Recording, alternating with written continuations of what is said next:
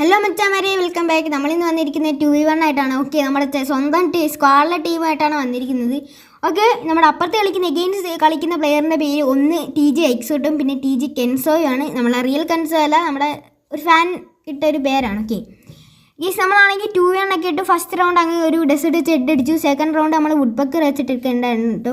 അപ്പോൾ ഗീസ്, എൻ്റെ ഈ യൂട്യൂബ് ചാനൽ ആദ്യമായിട്ട് ഈ ഒരു വീഡിയോ ആദ്യമായിട്ട് നിങ്ങൾ കാണുന്നെങ്കിൽ നിങ്ങൾ ജസ്റ്റ് ഒന്ന് സബ് ചെയ്ത് വെച്ചേക്കാം, പിന്നെ നിങ്ങൾ ലൈക്ക് ചെയ്തേക്കാം. ഇതുപോലത്തെ ഫ്രഷ് കണ്ടൻ്റ് ആയിട്ട് ഞങ്ങൾ പിന്നെയും വരുന്നതായിരിക്കും.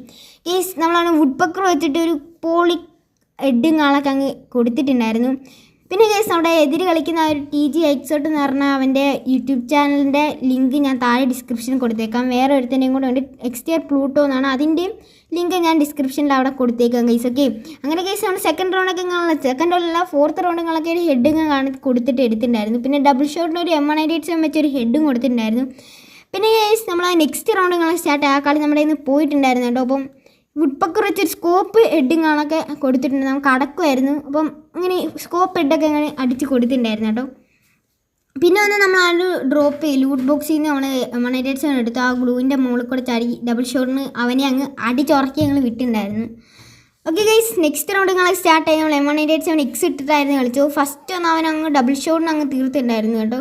അത് കഴിഞ്ഞിട്ട് നമ്മൾ ഗ്ലൂ ഇട്ട് അവനങ്ങ് ഫിനിഷ് ചെയ്ത്. അത് കഴിഞ്ഞ് നെക്സ്റ്റ് വന്നിട്ടുള്ള ആ player just by mistake I think okay ചാടി വന്നത് നമ്മളാണെങ്കിൽ വൺ ഷോട്ട് കില്ല് ഫിനിഷ് ചെയ്ത് ഞങ്ങളൊക്കെ എടുത്തിട്ടുണ്ടായിരുന്നു. അങ്ങനെ ആ ഒരു ഹെഡ് റിപ്പർ എന്നൊക്കെ വന്ന സംഭവമൊക്കെ വന്നിട്ടുണ്ടായിരുന്നു കേട്ടോ.